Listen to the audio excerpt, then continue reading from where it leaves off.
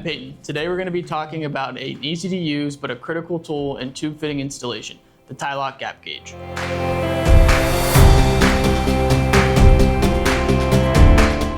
Before using the gap gauge, ensure that the gauge you are using is for the corresponding fitting and tubing size. To properly use the gauge, it should be positioned next to the gap between the nut and the body. Then gently try to push the gauge into the gap. If the gauge slides in between the gap, additional tightening is required. If the gauge does not go, the fitting is sufficiently made up. Tylok gap gauges are available in all sizes and are to be used to ensure that Tylok fittings are properly installed in your system.